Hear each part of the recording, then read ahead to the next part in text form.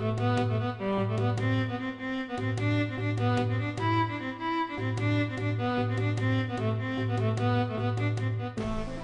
welcome back to another video. Yes, welcome back indeed. Yes. So back to our regular scheduled program. The tournament is finished. Yes, this is casual play. Casual play. One of my favorite things to do. Indeed, indeed. I'm extremely competitive. This is no question. Yeah. Extremely competitive. But I much prefer to play in a casual setting at our top level than be in a tournament. Call that anxiety, call that stress, call that being weak. I don't know what it is, but I want to play at the kitchen table at the highest caliber.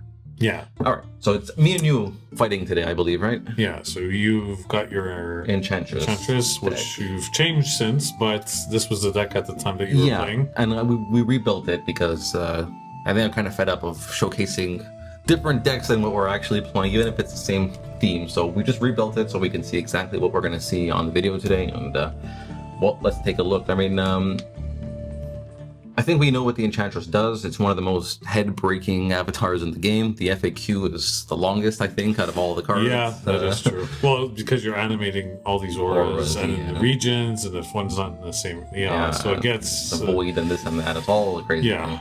So the reason I built it personally was because we did an Arthurian Legends draft, and I happened to open a Black Plague and a Lead Astray. Okay. So Black Plague we know is the one that says it occupies the weakest minion at the affected sites is died at the end of the turn. You dispel it if there's none, and if they're tied, I pick. Yeah. So I was like, the concept of playing that and then forcing your units into it to keep it alive just sounded so great in the draft that when I added the fact that I could animate the plague and move it by itself and attack, I got even more excited. So I came home that Friday, went to sleep, woke up Saturday. I think you came over to do commentary, and then as soon as you left, I went straight to work building this. And I think I brought it that night to the bar and everything. So the idea basically revolves around playing these two cards. Great Famine is the opposite of Plague. It's the strongest one. Strongest, one weakest, yeah. And then playing 4 Lead Astray and 4 Riptide to just keep forcing you into my things. And when you're already doing that, right, you can play things like Thunderstorm, which same concept. Type of Thunderstorm, deals you 3 damage. Next turn, I drag your things into it to keep dealing 3 damage. It attacks for 4. Of course, it's important to note that when you animate the auras, they themselves are now minions. So Black Plague could kill itself, Famine could kill itself, Lightning Bolt can target itself. Yeah. So you've got to be careful with that. Your movement is very important. Your positioning is very important. But and one of my favorite auras. Which one? Atlantean Fate. Atlantean Fate, yeah. You play doing complete like it's so devastating. It's just like it gets rid of the threshold. It like floods everything. It's just I've had to play it against me so many times, and it's just like great. But guess what? In all of those times, I'm sure they weren't also attacking you for 5. Right? Just now can be animated. Yeah, that's true. Yeah. But this card, every time I see it, Oh, sorry about that. Cat went crazy. Every time you see it, And I'm just like, God damn it. Yeah. It's like, why? Yeah. I want to say, this deck tech also is ending very fast, but I want to just say that I found, like, with the Enchantress, you kind of run out of cards really fast, so I wanted to find a way to refuel. So I put the Sylvan Splendor because it's also an aura that can attack for 4, and then I filled the deck with all these, the best fairies that I could find to try to accumulate. And I want to just say 2 things very fast before I give you the mic for your Deathspeaker deck. One, big oversight, no Grandmaster Wizard, big mistake. That card carries games. Absolutely should be in here. It is in my new version, so if you go on my profile, you'll see it. And the second thing, this deck is way too mana threshold hungry to be playing a bottomless pit. It's cute with Lead Astray and Riptide, but no bueno. You need your threshold. It's way too aggressive. So definitely those are no good. All right, let's check out your... So this has been on the channel. I haven't really made any changes to it. I'm really liking where this deck is right now. You played on camera already? I believe I played on camera, or there's another video coming with this deck as well, and I've kept it the same. And honestly, I feel the amount of cards, like 2 Land Surveyors, I think is the perfect number. For some reason, like, I'm not feeling like some people say, oh, you need 4 or 3. I feel the amounts I have right now is really good. And when this deck does really well, like when I draw well, it does really, really well. But when you whiff and it's just like you don't draw anything, it just feels like the worst deck in the world. And the Land Surveyor not going to help you in those situations. Yeah, exactly. Right? So 4 is, I guess, okay, you're not drawing from your Atlas, but you don't want to be drawing that late game. It feels really, really bad. And especially with the Deathspeaker, you could recast it, getting the Genesis ability. So it's like... And also, I mean, I felt 2 is enough. Your opponents also play it sometimes, so just replay theirs from their group. Yeah, exactly. Yeah. So, but I think there's one thing that I can point out here, and I'll let you take talk about it. That I think you do want to change, and I'll go to it. I'll go to it right now. And I think you're laughing because you might know, but how do you feel about this card? This card is fantastic. Yeah, it's people like obviously they want to target the ring, the stones, whatever. Because sometimes they'll just play a card, a removal, and I lose like two cores and the ring. And I play this and get it right back. Get it right back. This dies, and then I get another thing back again. Next, yeah. So I probably put 2. 2? Yeah. I'd probably maybe cut 1 Bane Widow and put 2 Fiend. Fiends, okay. I think because I have a lot of already. I have the Harpies, I have the Death Dealer, I have things to really deal with minions. That's true. Maybe I might consider putting the site, fields to maybe like, which I'm not playing, fields of Cameron, something. I might consider changing that in my sites, but for dealing with minions, I mean, 3 Poison Nova, 1 Earthquake. Most times I could deal with like the board pretty well. So and then of course you're doing the Nimishgen summoning sphere combo. So so I mean, looks good. And of course you have the Grandmaster Wizards because you're not a dum-dum, so that's good. Yeah, this deck really, really wants this card. You need to draw cards. Yeah, you need to draw cards here. Yeah, right. When I don't draw it by like turn 7 or turn 8, I'm just like, where is it? Because especially when it feels really bad if you have like Pact with the Devil, or you don't have like an Apprentice Wizard, and then you want to sacrifice the spellcaster to then draw the 3 spells because you don't want to lose half your life. So, and obviously Grandmaster Wizard. Who doesn't want to draw 3 cards? Yeah, who doesn't want to draw 6 cards? Who doesn't want to draw 6 cards? Yeah. What are you talking about? Okay, I do want to point one thing out. There may be 2 or 3 videos in a row where you may notice a slight decrease in video quality. Yeah. Our tech extraordinaire, editor man in power, was unable, had family obligations, was unable to join us on this particular night. So we had to revert back to just using our phone with our basic stand.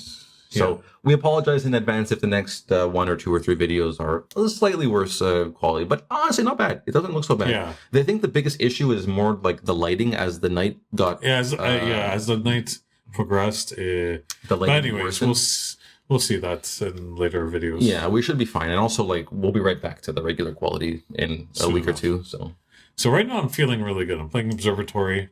I'm seeing what my next 3 cards are. Yeah, draw a card on turn 2 instead of turn 3. Yeah, draw a card because of the tower. So I'm like, this is great. I'm feeling pretty good right now. I always like playing the Wizard's Den as my first site. If you're playing a deck with Wizard's Den, again, arguable that I shouldn't be in mine because the threshold. I'm pretty threshold hungry. But yeah, playing it on your original site, if you're not playing against a druid, it feels nice, right? Like that tawny can come in really easily. So against a druid, that card is rough, but no, it's a good position for it, I think. Also, I want to say I've noticed basically now all of us, and maybe it's everybody, but Deathspeakers, we're just building along that back row, right? Yeah. I always have the Pilgrim. Yeah, the last card I showed. I showed it right before we cut away to the video. I showed this card because I knew we were going to end up talking about it. So go ahead. The way it's with this card. That's because with Deathspeaker too, I want to stay back because I want to build my board state. So you see, I don't mind putting the bridge there because it prevents you from going straight in from the top. So you have to come in from the sides. And so I tend to build across because I've actually had games where I play the Pilgrim on the corner. And as time goes along, I've had enough time to move it across the board to draw again. It dies, and then I replay it from the graveyard and then draw another card. So sometimes this one card has drawn me, this one minion has drawn me 3 cards. For 2, right? So So it's obviously it's not every time, but yeah, but it's an addition to the deck that I've noticed actually from your list. I don't know if it's your tech or you also saw other people playing. I was talking with Marco, and he says, yeah, he I think initially was the one that was playing one copy or two copies. I was like, I'll try it. I'll play two, and then I'm really liking it because even when you draw the card, when the opponent starts coming in with like minions, you don't feel bad just sacking it. Just be like, okay, it's a blocker. Okay.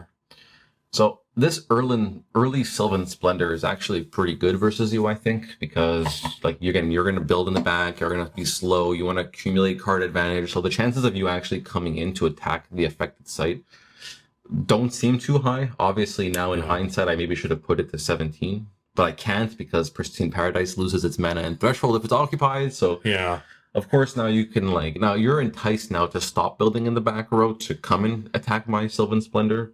Yeah. But I have those frogs, so like it's honestly a good site to put the Splendor on because the frogs can block 3 minions. So I should be able to start accruing some card advantage here. And honestly, what's interesting about the Sylvan Splendor in this deck is that if it becomes a minion and it attacks, it is successfully attacking one of the sites it occupies, which means it gets dispelled. So you can't actually turn the Sylvan Splendor into a minion to attack. Unless you're okay with losing it. So like if you're later in the game and it's going to put you to death's door, or I don't have any more fairies, or I'm going to kill you with it, then it's a 4-power minion. It's good. Yeah. But that card is essentially never being animated. It's just there to draw me cards. Yeah, so you're really trying to protect it now. You got your cat on top. Yeah. That's really and the cats. I'm surprised you played your cat there. Yeah, I could have played the leprechaun maybe on 19 and the cat there to not have everything in one spot. The the leprechaun would still trigger the Splendor, and also it's safe being like a Vile Imp can't come in and kill it now. Yeah. Oh, we got the Geist Wood, so I'm like, okay. Oh, I'm surprised. Why didn't you play it on 5? Yeah, there's no reason. There's a Vile Imp. Yeah. 2 Vile Imps. Yeah. Yeah, I want to get rid of the cats. I'm like, I don't want to deal because I'm like, if I kill the kill up top, it's 2 power. Yeah, you're gonna draw sight. I'm like, no, get rid of the cat. I could sack one of my Vile Imps next turn, come in and attack you with both imps. I mean, yeah, okay, you'll sack one of your toads, but I'm like, or frogs, whatever. Yeah, I'm just like, I need to get rid of that cat. It's too much for me to deal with. It's also an important reminder to anybody interested in the Elementalist that you cannot animate one of your auras if it touches the void, as it will just directly fall into the void. Oh, you could animate it, but it's going to die. Yeah. So that's a good way to remove your opponent's auras. Yeah. If they play an aura and they're touching a partial void, you can animate it and they'll just die. It's kind of gross. So, that's why I'm kind of like skeptical about like playing a ton of auras when I'm not like in an Enchantress deck, because I'm like, if I'm playing against it, they're just gonna like turn it against me. So yeah, and believe me, that's what I want to do. So so my Undertow pulled your imp in, so we can trade. Oh yes, okay. And fairies to draw. Yeah, I mean this is kind of a nutty situation. Like I don't generally get Sylvan on turn 4. It lives, and then I've got like 5 fairies in my hand and beasts to draw off of it. So like I'm double drawing every turn here. I'm drawing for turn and drawing 2 extra additional cards. Like I'm out drawing you, which is like not normal, right? Like you're supposed to be the one with the crazy card advantage. With the crazy card advantage. So that card performed really well for you early game, and it's just like, and I'm not focusing so much on removal. You have 1 disenchant, sure. But now, you being the Enchantress deck, I have to be very selective on what I remove. I can't just say, okay, I'm going to get rid of it. Granted, it's done a lot of work for you. It's drawn you some cards. So, yeah, getting rid of your... So now I'm just trying to clear the board, just trying to get in and possibly attack for 2. Do I attack? I don't recall. Yeah, you can't do that. You can't do that. Yeah, it's true. I was like, did we catch that? I don't think we did. I think it's from a top. No? Yeah, that's what you did. You crossed on top. Yeah. So that's the problem. That's like another issue. I think we missed that. Or maybe we caught it after. But the thing is like, we play those sites and we see them as ways to hinder the opponent. So we think of them as only hindering the opponent. Yeah, right? that's So we true. forget that they actually have symmetrical effect. Yeah. From a top, though, I believe. Can you just scroll over the... So, cannot... Besides top border on the ground. So actually, I can attack. No, Top border. you cross. This is from 8th to 13 is the top whatever. border. Yeah. It's okay. I'm just justifying my misplay. That's all. Oh. Let me have my fun. Yeah, I think I'm not playing the ring in my deck, which kind of feels weird. But the thing at the same time, it's like if you look at the I don't think it's normal or the common experience that I've been having with this particular build, where I've been able to double spell every turn. So I'm generally playing one thing per turn, and that doesn't seem too strong for the ring. You know, like I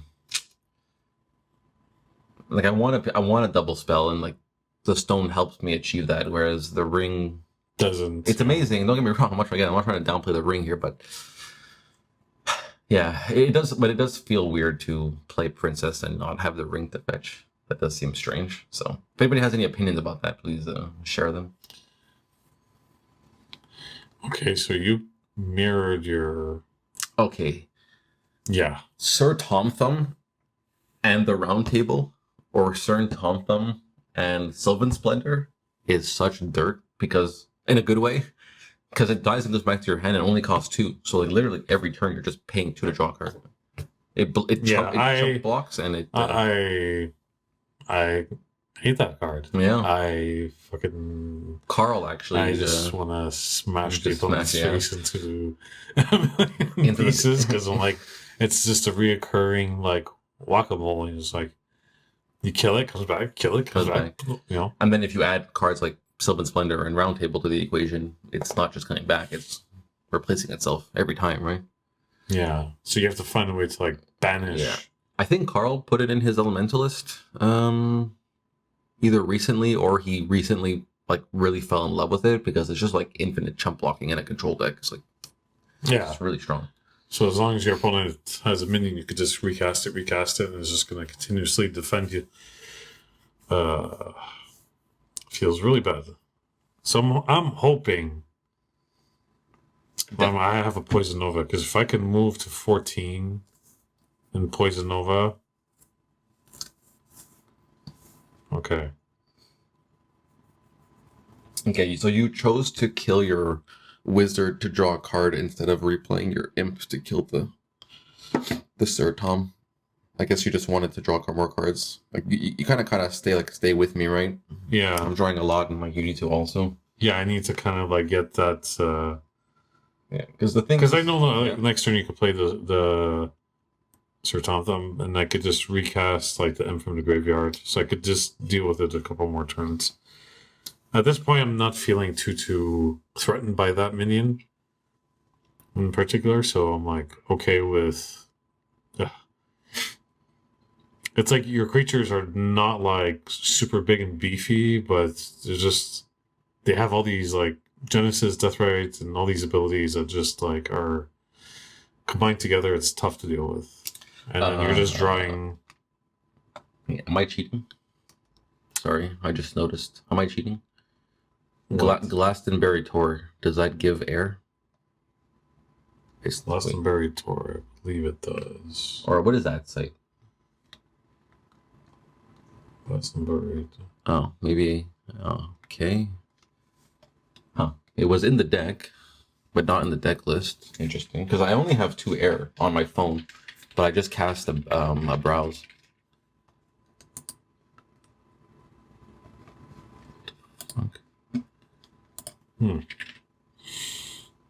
Okay, good. Glastonbury Tor does give air. So I have Pristine Paradise, Glastonbury, and the Mirror. So I do have the 3 air.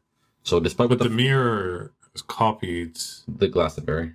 Oh, it copied the Tad? No, wait. What it copied the Tad. Copied the Tad. Okay, so this is a cheaty McCheaty. There's no triple air here. Or your Pristine Paradise? Is that that's one, and then the Glastonbury is the second one. So yeah, I'm missing the 3rd air. I knew you were cheating. That's rough. Yeah. That's really rough. I was, even before I played it, I was gonna say, oh damn, I'm kind of low on air threshold. I can't play browse, and then I played browse. Well, that explains why you won the tournament in the last video. Oh yeah. Bring in this into the last. I have to fucking. Didn't this happen like 3 weeks before the tournament? No, what? Yeah, it took us like 12 months to upload these videos. No, I just had them in my phone for a while. Then anyways, that's a whole other tech. Hey, seems fair. If you can attack me across a perilous bridge, I should be able to browse for one less threshold. Fine, fair is fair. Yeah. That's equal power level, I think. You attacking for 1, me looking at 7 cards. Yeah, sure. Damn. So you just playing Atlantean Fate, this like, and I was just talking about this in the intro of the video. Yeah, it takes away. I hate this card, man. It turned 3 of your sites into garbage, right? Basically. Pretty much. Like the Tor, you lose the Tor. Not the Tor, the Geistwood. The Geistwood. The Geistwood. Because it's what?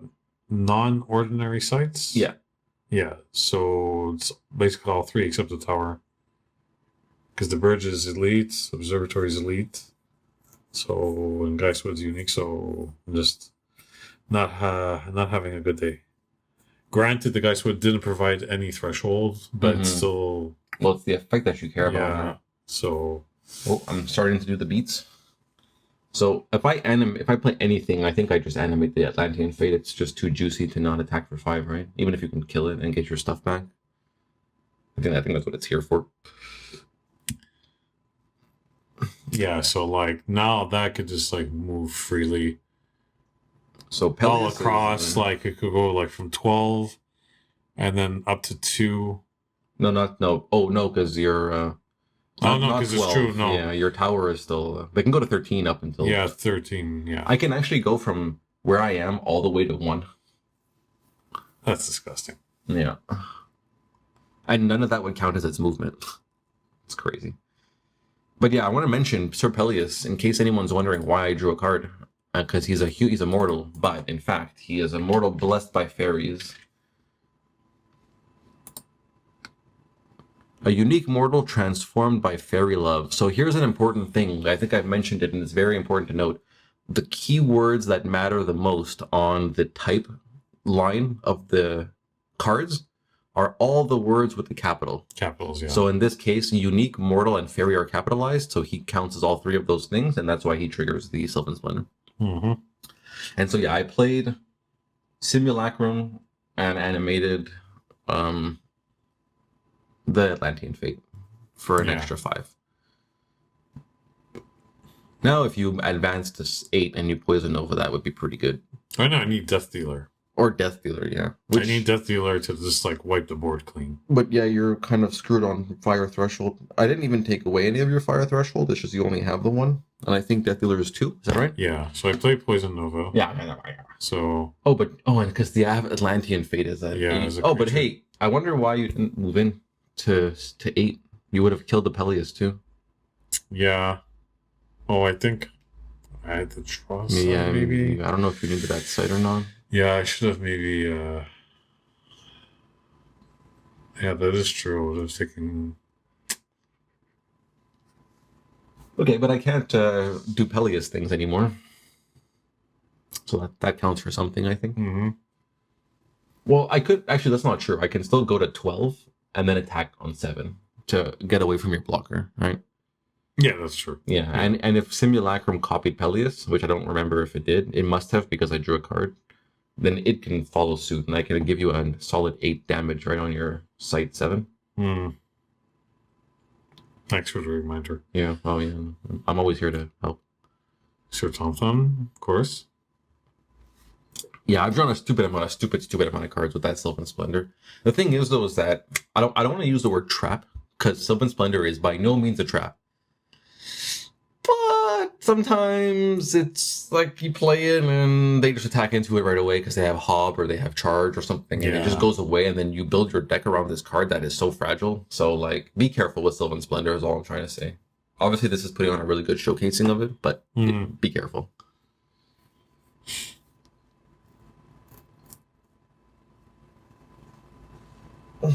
So not looking good for me right now. I'm just like not feeling super great.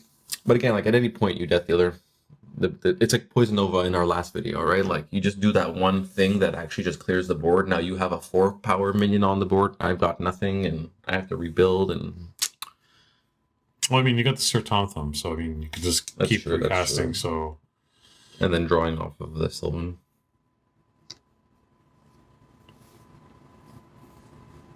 So I'm wondering why you chose to attack there instead of going to 12 and attacking square 7. I can't even go there. Yeah, well, yeah, through 14, 9 choices, and then okay, but I would have had to. You went like this, 14 to 9, and then. But at the same time, if I do that, you can intercept the movement. Obviously, here it doesn't matter because like you block the second minion. But if I had only the one, you could have intercepted or blocked. So, see, right now what I need is a blink and a poison nova. Another poison nova. Yeah. So interesting. Helpful Hob is like such a powerful card, and even Carl was talking about people are messing around with a Hob Deathspeaker aggro. It's a really interesting card because not only does it allow me to double attack or move my auras once they're animated, but it's also a fairy for the Sylvan Splendor. So like it's just doing so much. You're not playing water, are you? You are playing water. Playing water sites, but I'm not playing any water. Okay, only because there are sites that give you the other thing. Yeah, it's like Tri-lands, or I think because of the fire thresholds, and I think I want it to be not. If I had to put like minions and the opponent's just playing Earthquake, I could kind of put it on my water sites and just. But yeah, I kind of. Yeah, they're only playing 2 Oasis, so I mean Joyous Guard obviously for the Tri-land, Tintajal, and Color Out of Space really. So. Mariner's Curse is like something that's it's like tough to navigate sometimes. Yeah, but also you can kind of trigger it. There's like it's like one of those cards where like, oh, if you have a soldier token, you go in, it triggers, it comes back, and then you have to. So it's like when you proceed to the battle step. Yeah, like you have to like. Sometimes you might require you to do like 1 or 2 extra things before getting in more damage. And oh yeah, so we noticed the error here. You can't trigger the Mariner's Curse because you weren't playing your thing in water sites. Yeah, so it's only the affected water sites for the curse. But yeah, sometimes you can just get like the curse. You can get got, like you're saying. They just move their useless thing. It goes away. They attack with their valuable thing. It happens. Yeah. But if you have full control, like with Riptides and Lead Strays, then you can kind of guarantee it and replay it. And it attacks for 3 too. Like what makes it less feels bad in Enchantress is that worst case scenario animated attack for 3. So I play Bane Widow. 2 Bane Widows this turn. Yeah. You got rid of the Simulacrum and the. I wonder where.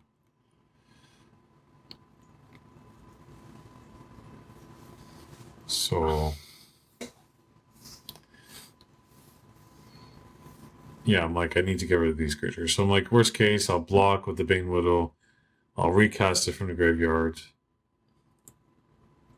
If I have to, you know what I mean? Like with the Genesis ability. Yeah, so it really feels bad killing Deathspeaker minions. Yeah. You can even recast my. Oh, okay, that card has been cut too. Sheesh. So a Midsummer Night's Dream. It disables all mortals and gives fairies +1 power. But you have to dispel it as soon as there's no fairies. So of course I've got 2. So I'm okay for now. Okay, so then the list that I sent JS then must have already been changed. Well, I think we're changing like cards all the time, like 1, 2 cards, 1, 2. So it's like when we record these videos, and then by the time like JS like edits them a bit, and then we get in, put in all this, so everything that goes behind it. Sometimes it's like 3 weeks to a month. Yeah. Before it's even, and by then you have changed the deck usually. So it's sometimes we have the deck list saved, or the decks have not changed, but sometimes like this deck you have changed drastically since. So it's It is what it is, but I think a lot of people do that. They change their deck, one card here, one card there. Well, honestly, if anything, I think despite the fact that we're not showing the 100% same list for the video, I think it's still a good thing because it shows how engaged we are, how active we are, how much we're still tweaking. We care about the decks. We're working on, it's all positive. Yeah. So here I riptided you out of, instead of riptiding you into 13 to kill your Bane Widow, I think I brought you out to maybe animate the Mariner's Curse and be able to attack I think on 2 and 3. Yeah. So if you activate the Mariner's Curse, you could attack 7. I can attack 7. No, but I can attack 7. Yeah. That's true. Oh, okay, but interesting, right? Because not putting it there means it can't be destroyed by you playing something. Like it's not touching any water sites, so like that thing can only be killed by you killing it, as opposed to you triggering it and sending it back to my hand. Which honestly, maybe you prefer. Maybe you prefer to just kill it, so I can't replay it. So maybe I actually did you a favor by doing that. Yeah, right now that's Sylvan Splendor, and then you have Abundance, and then it's rough, not it's rough. Also, you're already at 3 life. The thing is like now it's a good time to start attacking with the Sylvan Splendors. I have a second one especially. I'm putting it at death's door next turn. I don't necessarily need to draw 14 more cards. Animate the Splendor. So you get something like it can, even though animating it feels bad and might be counterintuitive in the Enchantress deck, it still does what it does, and then when it needs to, come in and attack for 4. Yeah, exactly. Like, don't think of it like, oh, you missed 5 turns of attacking. Think of it like you drew 12 cards and then attacked for 4. Right? Yeah, for sure. Yeah. I mean, that obviously, like, I couldn't keep up with you. And we were talking earlier about, turn 5, turn 6, turn 7, you want to see at least one Grandmaster Wizard. You're not drawing one. Yeah. And then you play your Atlantean Fate, and then I'm just like, okay, so it goes on my threshold. Then the Geistwood, it doesn't. So it's just you were able to, and then Sir Tom Thumb. So it's just like death by 1,000 cuts, kind of. So it's just there's only so much I could do at this point. Like I said, when this deck does really well, like when I draw well, it does really well. But when you whiff, sometimes you just don't draw like I don't have my Nim's Jin. And then draw any like my bigger, heavier, like Pact with the Devil to draw into like a lot of spells. So,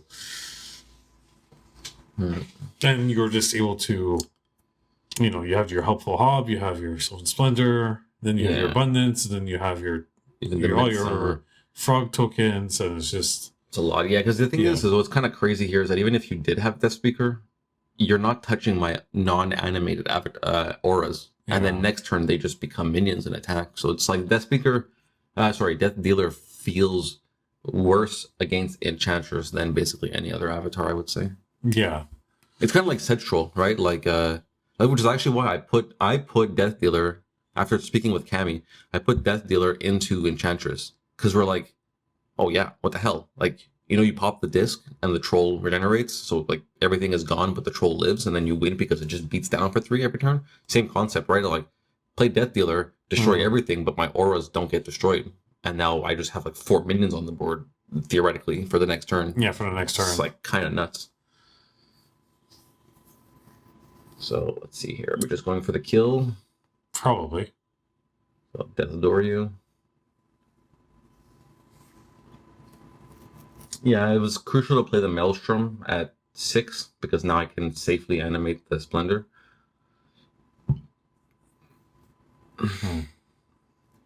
Yeah, I mean, now especially you got like unlimited. You got Abundance, you got the Core, you got, the Stone.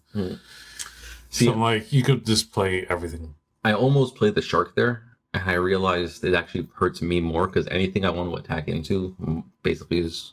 It's going to fight it. Like, imagine if I animate the Splendor to attack your avatar on 2. I'm still moving into... Oh, no, the water site... Oh, maybe I would have been okay, actually, because the annual fair is not water. So maybe it would have been okay. But honestly, I'm only playing 1 Shark, which might sound strange. Oh, there's your Grandmaster Wizard. A little bit too late. Yeah, a little late to the show. But, yeah, I'm only playing 1 Shark in my deck because I actually find with all those fairies, it gets awkward. Like, you can't really play your own minions if the Shark's there. They'll just come kill them. Yeah. Now, it works nice with Sir Tom Thumb. You can kill your own Tom and just keep replaying it. Yeah, and then drawing it into the... Yeah, I guess that's something, eh? Yeah, well, when you have Splendor, yeah. Otherwise, it's kind of dumb to kill your own minions, but... Yeah, Grandmaster Wizard just making a very late appearance. Yeah. I mean, the good thing is, okay, I could cast my minions for free. So I cast the Bane Widow on your helpful hub. I do have to kill you. That's the thing, right? Yeah, so right now I'm just trying to... Because I know you're going to animate your auras, so I need to try to get rid of as many creatures as possible. Because now next turn you can animate your Sylvan Splendor. You have your Sir Tom Thumb that's like approaching. So I need to... So it honestly, what's interesting is that like this is part of what makes Lead Astray so good, even though it doesn't cantrip, is like I can bring that avatar out of there. You know, I can bring you so far away from your blockers and then animate my aura and then attack it. It's like Lead Astray is again another underrated, underplayed card in my opinion that won't see too much play no matter how much I praise it, no matter how much good it does because it doesn't cantrip, right? Like it's probably gonna be Lead Astray. It's probably going to be stuck as a 1 or 2 of index. Now I'm playing 4 because I built the whole deck around it. Yeah. But that's not like a necessary, like an overall theory. That's just my plan for one deck, right? And so that's what I'm saying. Like, this is exactly what I'm talking about, right? I lead you out of there. Riptide won't work. So I have to lead you out with Lead Astray. Now Riptide, because you're near a water site. And I can animate both of the auras, one from Riptide, one from Lead Astray, and you only have one blocker. So attack, you block, and you die. And then you throw your card.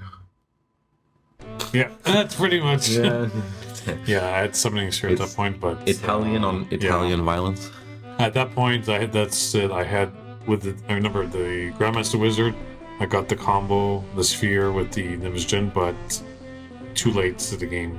Yeah. Because then I could just play the sphere, the Nimsjin, if I had a bunch of cards, recast the Grandmaster Wizard from the graveyard, draw 3 more cards, deal you a ton of damage. But had I drawn it 3 turns sooner, and I think had you not messed with my threshold with the Atlantean Fate, I think I could have been able to maybe put you on Death's Door because you're at 12.